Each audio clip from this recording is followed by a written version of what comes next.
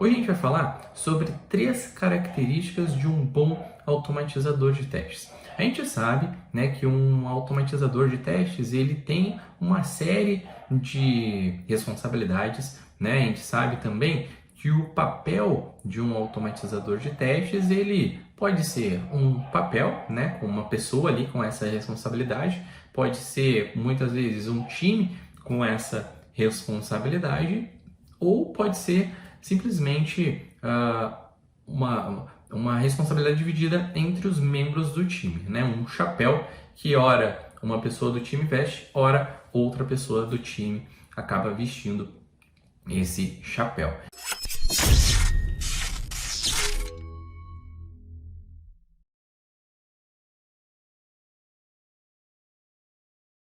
Fala pessoal, sejam muito bem-vindos ao canal Agilizei. O meu nome é Samuel Lucas e hoje a gente vai falar sobre as 3 características de um bom automatizador. Se você ainda não é inscrito aqui no canal, já aproveita, clica aqui no gostei do vídeo, deixa o seu comentário, sua sugestão aí de assunto para os próximos vídeos e já se inscreve. Assim você vai receber aí notificações, né, sempre que a gente publicar novos vídeos aqui no canal. A gente publica vídeos toda semana, né, e sempre tem conteúdos práticos, conteúdos de fundamentos, tudo para te ajudar a conquistar uma oportunidade com automação de testes e te ajudar a evoluir os seus conhecimentos técnicos, beleza? E hoje é mais um conteúdo para te ajudar com isso. Hoje a gente vai falar sobre 3 características de um bom automatizador de testes. A gente sabe, né, que um automatizador de testes ele tem uma série de responsabilidades, né? A gente sabe também que o papel de um automatizador de testes ele pode ser um papel, né, com uma pessoa ali com essa responsabilidade, pode ser muitas vezes um time com essa responsabilidade, ou pode ser simplesmente uma responsabilidade dividida entre os membros do time, né? Um chapéu que ora uma pessoa do time veste, ora outra pessoa do time acaba vestindo esse chapéu. Então, sobre papel, sobre contexto aqui, sobre quem é esse automatizador, a gente sabe que isso varia de equipe para equipe, de tipo de projeto, de metodologia para metodologia, e aqui a gente vai falar sobre de uma maneira mais geral sobre características de um bom automatizador. A gente poderia falar aqui sobre 2 visões, basicamente. A gente pode falar tanto da visão de mercado, né, sobre o que o mercado espera como características de um bom automatizador, mas eu vou falar aqui para vocês, com base na minha experiência, 3 características que me ajudaram, né, muito nos projetos de automação que eu tenho trabalhado desde o início da minha carreira, né? Então, vamos lá. A primeira característica de um bom automatizador é o conhecimento técnico. Mas, Samuel, o que é esse conhecimento técnico? Eu lembro que quando eu comecei a automatizar testes, ou antes disso até, quando eu comecei a querer automatizar testes, eu já tinha alguns colegas de equipe que desenvolviam, né, eles trabalhavam em projetos de automação de testes, eu ainda não automatizava, mas eu consumia o que eles desenvolviam de testes, né? Então, por exemplo, toda manhã eu chegava no meu trabalho e eu olhava, né, o resultado das execuções que tinham rodado na madrugada. E isso, na época, eu já achava super interessante e na época eu já tinha curiosidade de saber o que eles sabiam, né, de o que eles tinham de conhecimento para conseguir desenvolver aqueles testes. E com o tempo eu fui percebendo, né, algumas skills, né, algumas habilidades que eles tinham e tudo era muito relacionado ao conhecimento técnico. E aqui, quando a gente fala de conhecimento técnico, a gente fala tanto sobre conhecimento técnico sobre testes, quanto o conhecimento técnico sobre programação. Legal? Então, estamos alinhados sobre o que é o conhecimento técnico aqui. Conhecimento técnico sobre testes e conhecimento técnico sobre a parte técnica mesmo de programação, de padrões, né, de paradigmas de programação e tudo que envolve um conhecimento técnico. Então, com o tempo, eu comecei a estudar, né, pouco a pouco, algumas coisas que eu sentia falta, né? Então, fui estudando um pouco mais sobre programação, sobre lógica, fui entendendo um pouco mais sobre padrões, né? Fui entendendo um pouco mais sobre como funcionam as aplicações que a gente usa, né? Então, por exemplo, quando você vai trabalhar com testes web, por exemplo, é interessante que você saiba como que funciona a web, né? Entender ali sobre o que é um HTML, o que é um CSS, entender o que é um JSON, como que você pode interagir com a aplicação ali no navegador para inspecionar elementos, descobrir as requisições que estão passando ali pela aplicação. Tudo isso envolve um conhecimento técnico. E esse conhecimento técnico, ele é muito variável, né? Dependendo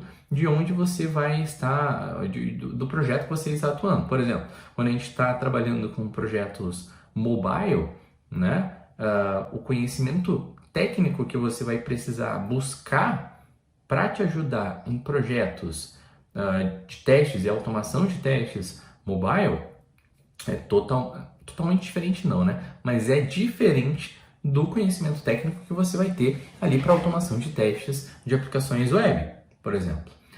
Mais diferente ainda do conhecimento técnico para testes de APIs, por exemplo. Quando a gente fala de APIs, a gente está falando de padrões, né, como REST, SOAP, GraphQL, a gente está falando de controllers, a gente está falando de padrões e um conhecimento técnico voltado para APIs, né, protocolo HTTP e tudo mais. E aí, quando a gente vai para mobile, por exemplo, a gente está falando sobre sistemas operacionais, a gente está falando sobre bibliotecas, né, de desenvolvimento, sobre SDKs, a gente está falando sobre designs específicos, né, todo um contexto, né, diferente, né, de conhecimentos que a gente precisa buscar. E com o tempo eu fui percebendo que, bom, se eu quiser entender um pouco mais sobre como que funciona a automação de testes, eu vou ter que melhorar o meu conhecimento técnico.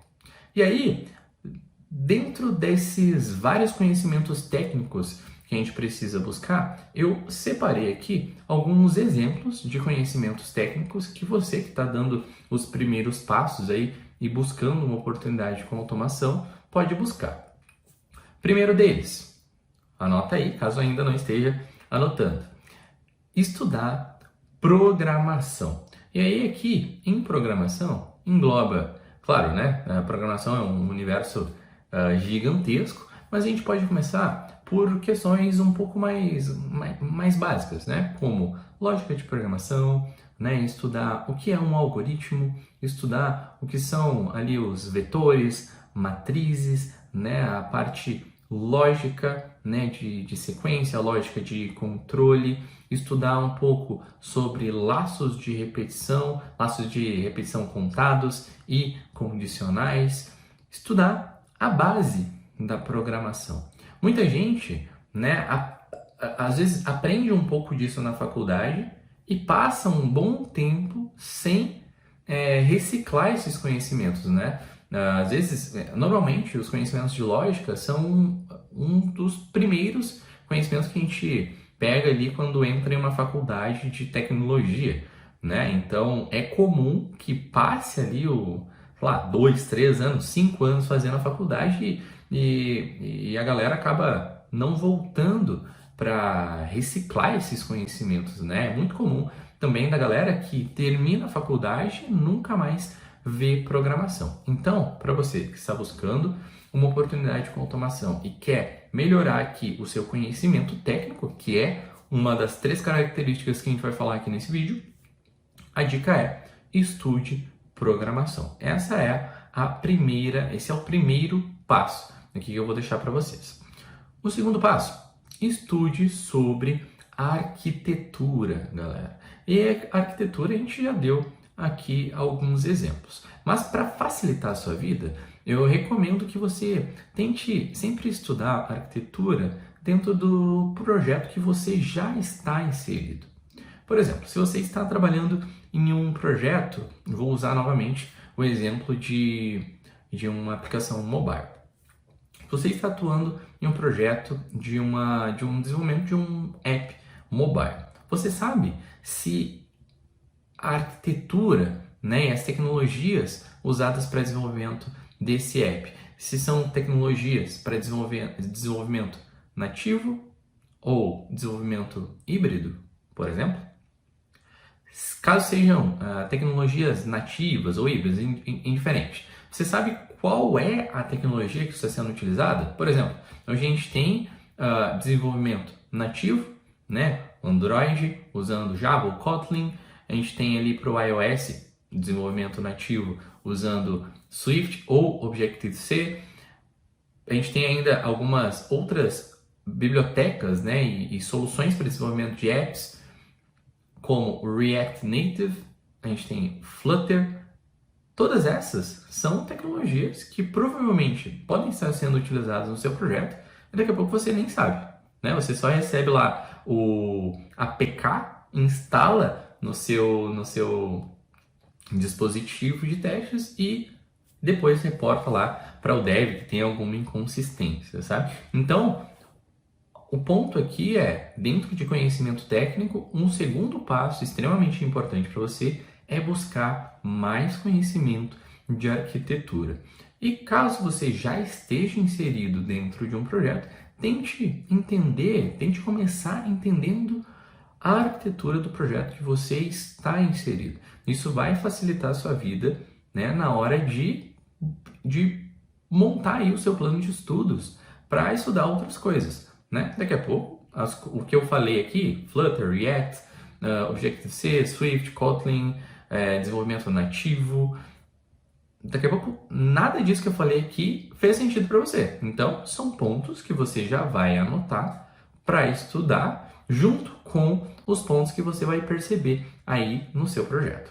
Então, segundo ponto, arquitetura. E não só, em mais um complemento para a arquitetura, não se preocupe em estudar somente pontos isolados da arquitetura, né? Tipo, o que é a linguagem Swift, o que é o React Native, o que é um Flutter da vida. Tipo, se preocupe também em entender o contexto como um todo, né? Por exemplo, normalmente uma aplicação mobile costuma se comunicar com alguma informação que rode do lado do servidor, ou as famosas APIs. Essa API, por exemplo, o que é usado de arquitetura nessa API? Com o que essa API se comunica? Né? Se comunica com um banco de dados? Se comunica com um serviço de terceiros? Né? Usa uma arquitetura monolítica? Usa uma arquitetura de microserviços? Então, tudo isso são pontos que você pode ir anotando, né? Colocando aí na sua lista de pesquisa para entender mais sobre a arquitetura. E tudo isso vai te ajudar a evoluir no seu conhecimento técnico, galera. E lembre-se, para ser um bom automatizador, não basta só querer criar scripts de forma isolada e querer ficar no seu cantinho criando scripts sem entender o que o time está fazendo em termos de negócio e sem entender de arquitetura. Você até vai conseguir fazer isso durante um tempo, mas vai ser muito mais produtivo se você se preocupar em evoluir o seu conhecimento técnico. Legal? Ainda dentro de conhecimento técnico, o terceiro passo, né? Conhecer o projeto. Esse eu falei aqui um pouquinho dentro de arquitetura, né? E os dois estão diretamente relacionados, tá? É importante que você conheça o seu projeto, tanto na parte de negócio, quanto na parte de tecnologia. Entender como que as coisas se comunicam e o que está sendo escolhido ali de soluções de tecnologia, de frameworks, de bibliotecas para resolver ou para implementar as regras de negócio que tem o seu produto, entender como essas coisas funcionam no seu projeto vão te ajudar a ter um conhecimento técnico mais elevado. Na minha experiência, sempre que eu busquei entender mais sobre a arquitetura do projeto, às vezes até criando alguns projetos pequenos, usando a mesma stack de desenvolvimento para entender como as coisas funcionam no Bit mesmo, sempre que eu fiz isso, o meu trabalho como QA, o meu trabalho como pessoa que trabalha com automação, sempre ficou mais fácil, porque quando a gente estava em uma reunião, né, e o dev vai lá e fala sobre alguma coisa específica de desenvolvimento, alguma coisa que às vezes só os devs se entendem, por eu ter estudado antes, né, e buscado entender mais a fundo a arquitetura do projeto, eu conseguia contribuir melhor nessas discussões, não ficar ali às vezes só de ouvinte e tentando pescar alguma coisa ou ficando às vezes até com receio de falar alguma bobagem, né? Quando a gente vai um pouco mais a fundo na arquitetura, a gente sempre consegue contribuir um pouco mais com as discussões e tomar também melhores decisões na hora de automatizar. Legal? Então, tudo isso que eu falei aqui para vocês sobre conhecimento técnico, de estudar programação, arquitetura e conhecer o projeto, tudo isso vai ajudar vocês em automatizar testes, né? Ser bons automatizadores e vai ajudar vocês a conseguir desenvolver as atividades de vocês de forma mais independente, né? É muito comum também quem está começando com automação de testes começar uma tarefa e ter que parar para pedir ajuda para alguém, né? E toda vez que você precisa de ajuda de outra pessoa, né, para desenvolver os seus testes, certamente essa ajuda que você precisou, quando é um conhecimento técnico, né, pode ser relacionada a algum ponto que você ainda não estudou, né? Claro, você também não precisa se isolar no seu canto e não pedir mais ajuda para ninguém, né, para o que você está tentando desenvolver. Mas quanto mais preparado você estiver, principalmente em conhecimento técnico, mais fácil vai ser para você conseguir desenvolver os seus scripts de teste aí sem precisar interromper toda hora a galera com coisas que daqui a pouco são simples e que você poderia estar melhor preparado. Legal? Um desafio que você vai ter nessa jornada de evoluir o seu conhecimento técnico é que isso leva tempo. Principalmente se você não tiver um método bem definido e se você não tiver bem claro o que você precisa estudar e o que você precisa evoluir de conhecimentos. Ok? Então, fiquem atentos nesses pontos que vocês que precisam aprender para evoluir o conhecimento técnico de vocês e fiquem ligados também, fiquem atentos a esse desafio que vocês vão ter, né? Que é de ter a paciência de esperar, de estudar, né? O que precisa ser estudado com frequência, né? E com consistência até que o conhecimento de vocês aí seja ali um pouco mais sólido, né? O conhecimento técnico de vocês seja um pouco mais sólido e vocês já tenham mais segurança para, enfim, tocar as atividades de vocês de automação de testes. Legal? Então, essa é a primeira característica. A gente conseguiu falar bastante coisa aqui sobre a primeira característica, que é conhecimento técnico.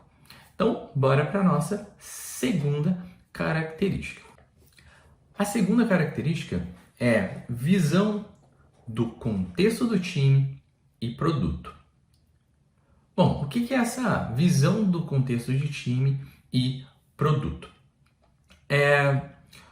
Como até a gente começou falando sobre isso, né? Mas cada time tem um determinado contexto, né? Tem os seus objetivos e, né, cada time tem um produto diferente que está trabalhando, né? Ou um conjunto de produtos, e entender o contexto desse time é extremamente importante para que você alinhe e consiga tomar melhores decisões como um automatizador.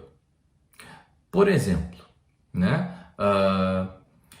É muito comum que quando a gente entra em um projeto novo, é muito comum a gente entrar em um projeto novo, por exemplo, e já querer sair automatizando tudo, né? Às vezes já instala ferramentas, já cria um projetinho, né, ali no Visual Studio Code e já começa a pensar em testes e criar ali o framework. Só que é aí que entra o contexto de time, né? Por quê? Tem alguns times que conseguem, por exemplo, distribuir melhor as responsabilidades de testes e automação de testes entre todos os membros do time. E quando isso acontece, as regras de negócio do nosso produto e os pontos, né, que precisam ser testados precisam ser alinhados entre todos os membros do time. Por quê?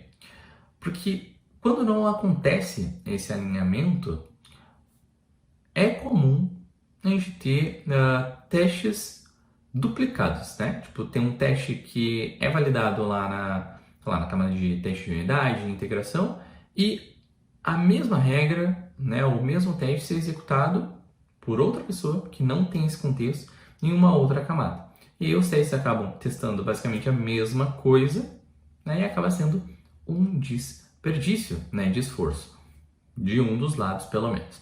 Então por isso que é importante entender o contexto do time e o contexto do produto. Esse foi um exemplo. Um outro exemplo é quando a prioridade do time, por exemplo, está toda voltada para a descoberta de uma nova feature, para garantir um novo requisito, por exemplo, de segurança. Né? O time está ali, está com um problema, teve um problema em produção, né? E era relacionado à segurança. Os usuários estão saindo, estão parando de usar o produto, né? Problema de produção relacionado à segurança. E aí você, que não acompanha o contexto do time e do produto, está lá totalmente despreocupado. Está preocupado ali em criar os seus testes voltado para aspectos funcionais, né? Sem olhar para o que o time tem de prioridade naquele momento. E isso é extremamente importante, né? Entender as prioridades do time e o que está pegando de mais importante naquele momento dentro da sprint é importante para que você consiga direcionar a sua estratégia de testes da melhor forma, né? Então, esse é um outro exemplo de onde você consegue aplicar esse conhecimento de contexto do time. Então, eu separei aqui também 3 passos para você conseguir entender melhor no seu contexto, a visão do contexto de time e de produto aí no seu projeto. Primeiro passo, entender a expectativa do time quanto à automação de testes. Às vezes, o time não tem expectativa nenhuma quanto à automação de testes. E aí você que vai precisar mostrar a importância da automação de testes e como que isso vai ajudar aí nas entregas do time. Às vezes, o time tem a expectativa, por exemplo, que a automação de testes seja executada todos os dias pela manhã em pelo menos 2 ambientes. Só de ter esses inputs do time, você já consegue direcionar a sua estratégia, pensar melhor ali no seu framework, você consegue envolver mais o time, né, só por estar dando ouvidos ao que eles têm de expectativas. Né? Então, o primeiro passo é entender expectativas do time quanto à qualidade e quanto à automação de testes. O segundo passo é entender quais as camadas da sua aplicação. Isso é diretamente relacionado a um ponto que a gente falou agora há pouco, né, de conhecimento técnico, de arquitetura e tudo mais. E entender em quais camadas, entender e alinhar com o time, né, quais camadas da aplicação vocês vão conseguir testar e quais delas vocês vão realmente aplicar testes. Né? Tem camadas, por exemplo, de serviços externos, que vocês não vão conseguir testar o serviço externo em todas as camadas do serviço que está lá, de outro, um serviço de terceiro e tudo mais. E tem camadas, né, da aplicação que é desenvolvida pelo time que vocês vão conseguir testar, né?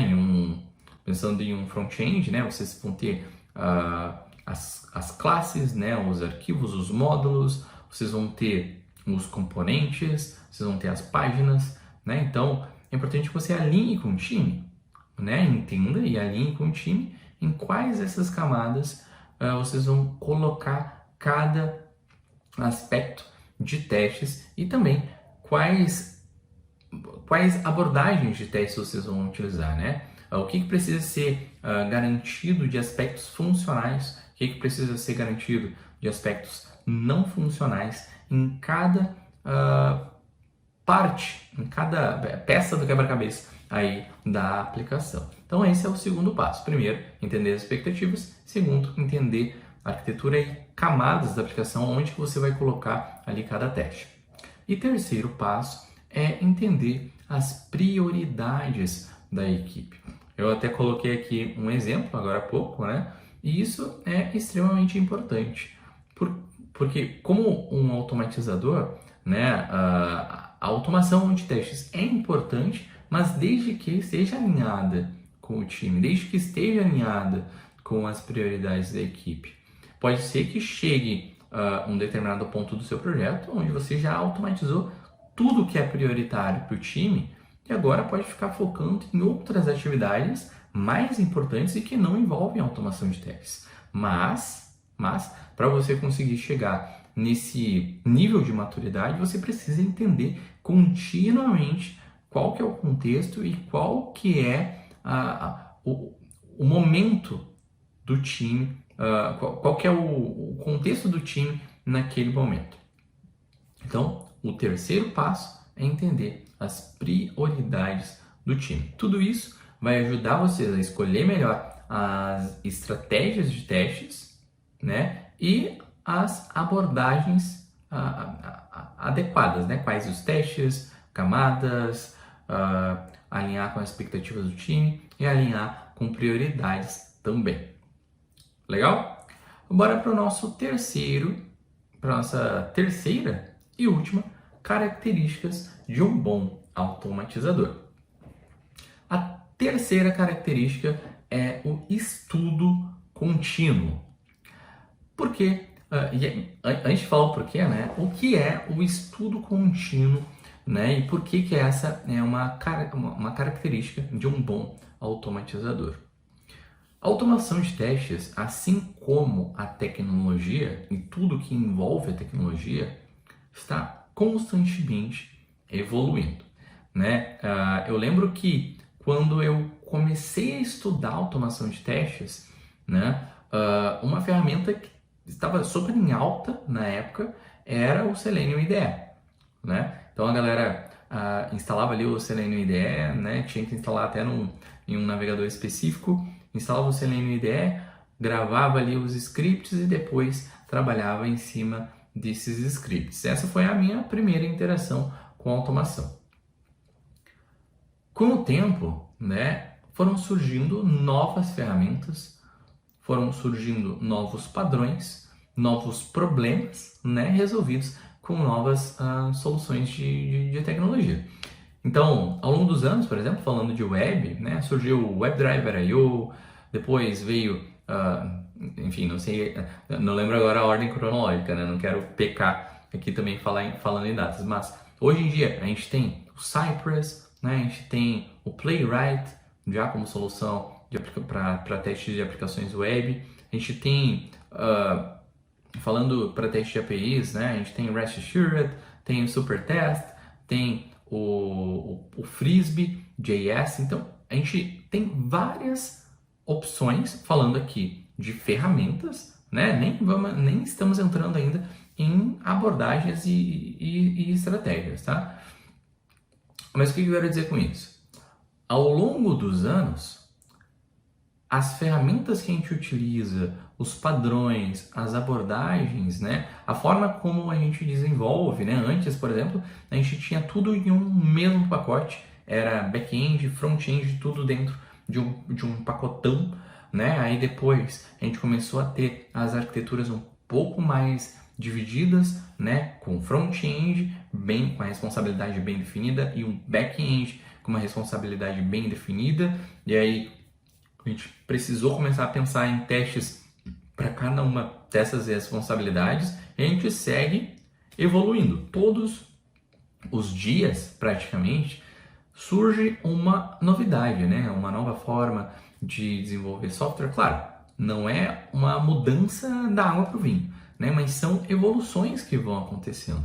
E é por isso que você, como um automatizador, precisa pensar que o estudo é contínuo. A evolução na tecnologia, ela é contínua e ela é rápida, né? Ela acontece de maneira muito acelerada. E se você não está constantemente estudando, você acaba ficando para trás, né?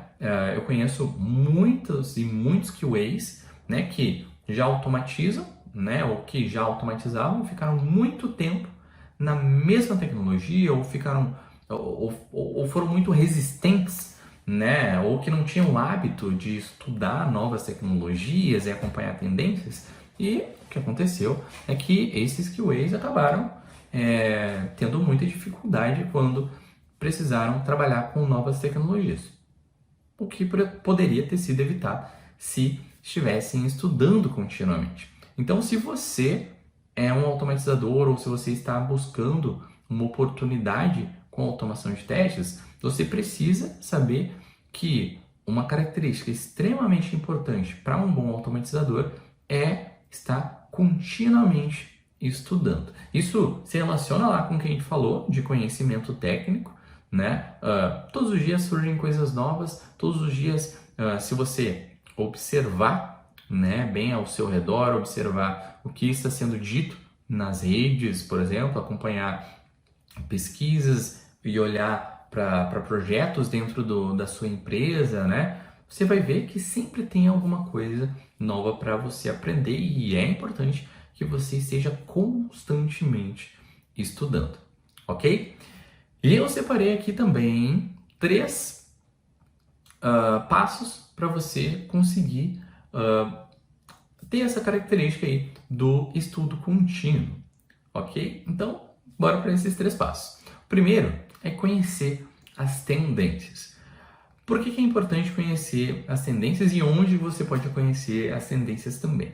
Primeiro, por que é importante? Porque, claro, às vezes surgem algumas tendências que são o que a gente chama de hype, né? Que é o que a galera... são tendências que geram uma expectativa muito grande na galera e aí muita gente começa a falar sobre essas tecnologias, sobre essas tendências e utilizar dentro dos seus projetos. Por que é importante conhecer essas tendências? Porque muitas vezes essas tendências acabam se consolidando, né? Tudo que é novo surge como, né, como uma tendência, né? Quando o Cypress surgiu, eles surgiram como uma tendência de uma nova abordagem para testes web, né? Um framework sem utilizar o Selenium, né? Era talvez uma tendência ali, uma novidade que surgiu na época. Então é importante que você acompanhe o que é tendência, o que está sendo mais utilizado no mercado para você conseguir alinhar os seus estudos. Isso você consegue através de pesquisas, né, acompanhando o que a galera está falando nas redes, participando de eventos, participando de comunidades, né, para você ver o que a galera está falando de tecnologias para que você consiga acompanhar as tendências e direcionar os seus estudos. Segundo passo, né? Primeiro, acompanhar tendências. Segundo passo é acompanhar referências no assunto. Então, se você quer, né, ter a característica do estudo contínuo, é legal você acompanhar referências que você tem dentro de um determinado assunto, né? Por exemplo, se você vai estudar sobre marketing digital, é interessante que você acompanhe referências do marketing digital. Se você vai estudar sobre automação de testes, é interessante que você acompanhe referências sobre a automação de testes. Então, por exemplo, quando eu comecei a estudar automação de testes, eu acompanhava bastante o que o Elias Nogueira publicava, né? Porque ele estava sempre compartilhando conteúdos novos, estava sempre publicando artigos, palestrando, vídeos, projetos de exemplo. Então, acompanhar essas referências, e ele é uma pessoa que eu acompanho até hoje, né? Porque sempre que ele aprende algo novo, ele vai lá e compartilha, e às vezes é algo que eu nunca ouvi falar. Eu vou lá, opa, acho que isso aqui é algo importante para eu colocar no meu bloco de estudos. Claro, eu acompanho uma lista grande aí de outras referências para mim na área. Posso até fazer um outro vídeo falando sobre a galera que eu acompanho para me manter atualizado, mas o importante aqui é esse segundo passo. Acompanhe referências para você saber o que, para você ficar mais antenado sobre o que estudar. E o terceiro e último passo, para você garantir a característica do estudo contínuo, é investir no seu conhecimento. É muito comum, né, a gente acabar, quando a gente vê um curso, por exemplo, ou vê algo que a gente pode investir para evoluir no nosso conhecimento, a gente às vezes acaba abrindo mão disso, né, para achar muito caro, mas não achar tão caro quando é um investimento em lazer, por exemplo. Até um tempo atrás a gente tinha o Agilizei Bootcamp, né? E muitas vezes o custo do Agilizei Bootcamp era menor do que comer uma pizza todo mês, né? Mas é mais fácil, né? A gente às vezes investir na pizza todo mês, né? Algo que não vai nos trazer nenhum retorno, claro. Aqui estou falando como um exemplo, né? Adoro pizza, inclusive. Mas às vezes é mais cômodo para a gente investir em um lazer, né? Gastar nossa grana com um lazer do que investir no nosso futuro. Só que é extremamente importante, se você quer ser um bom automatizador, se você quer estar alinhado ao mercado, se você quer conseguir conquistar uma oportunidade com automação de testes, que você invista no seu conhecimento. Eu conheço pessoas, né? Conheço vários QAs, por exemplo, que tem ali um orçamento, né? Que eles separam um pedaço do seu orçamento mensal. Eu, inclusive, faço isso. Eu tenho um pedaço ali do meu orçamento que eu já sei que eu vou investir ele todo mês no meu conhecimento. Então, eu invisto ali em livros, invisto em cursos, invisto em projetos que eu acredito, né? E tudo isso para me ajudar a estar continuamente aprendendo. Então, o terceiro passo para você conseguir garantir o seu estudo contínuo, a sua evolução contínua de conhecimentos, é investindo nos seus conhecimentos. E um desafio que você vai ter disso, com certeza, é de manter a disciplina, né? Mesmo investindo, é muito comum também a galera acabar investindo em vários cursos, né? Em vários livros e tudo mais, e não terminar nenhum curso, não terminar nenhum livro. Então você vai ter ainda o desafio aqui dentro do estudo contínuo de manter a disciplina de seguir os pontos que você investiu aí a sua grana e que deve investir o seu tempo. Legal? Então, fazendo uma recapitulando brevemente aqui as 3 características de um bom automatizador: conhecimento técnico, segundo, visão do contexto do time e produto, e terceiro, estudo contínuo. Legal? Eu espero que vocês tenham gostado desse vídeo, eu espero que vocês tenham conseguido anotar bastante coisa, e eu espero também que vocês saiam aqui desse vídeo com algumas ações e com alguns insights de o que vocês podem aplicar no dia a dia de vocês aí como QAs que estão buscando uma oportunidade com automação ou que já estão inseridos em um projeto e que querem melhorar aí as habilidades de vocês para ser bons automatizadores. Eu espero vocês no próximo vídeo. Se você tem alguma sugestão ou se gostou e aprendeu algo aqui nesse vídeo, já deixa aí nos comentários. Eu vou ficar muito feliz de saber se esse conteúdo está ajudando vocês. Vejo vocês no próximo vídeo, nos próximos. Até a próxima. Tchau, tchau!